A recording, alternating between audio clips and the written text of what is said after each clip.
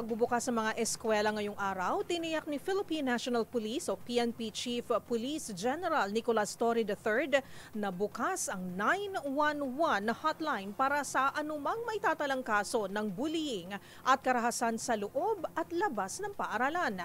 Ang mga detalye ihahatid live ni Edniel Parosa. Edniel.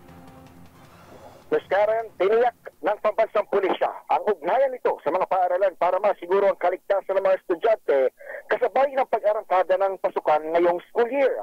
Ayon kay PNP Chief Police General Nicolas Torre III, kasama rito ang pagbabantay laban sa bullying na maaari umanong mangyari sa loob man o labas ng eskwelahan.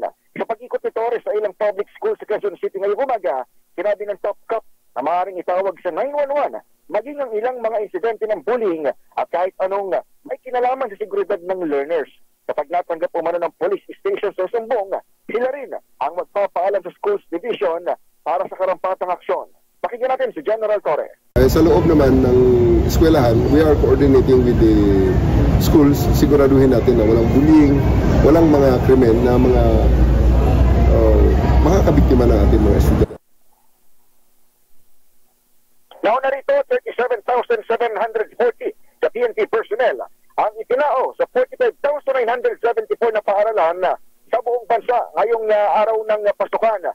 Bilang bahagi ng pinaigting na police visibility, nakatayo na rin ang 5,079 police assistance desks malapit sa mga nabanggit na eskwelahan. Magugunit ang kabilang sa mga reformang nais ng pulisya. Sa ilalim ni General Torre ay ang pagpapatupad ng 5-minute response sa mga insidente itatawag lamang sa hotline na 911, lalo na sa mga urban centers kaya dito sa Metro Manila. Para sa NBC TV Network News, ito si Edniel Parosa ng DZRH. Una sa Pilipinas, una sa Pilipino. Maraming salamat, Edniel Parosa.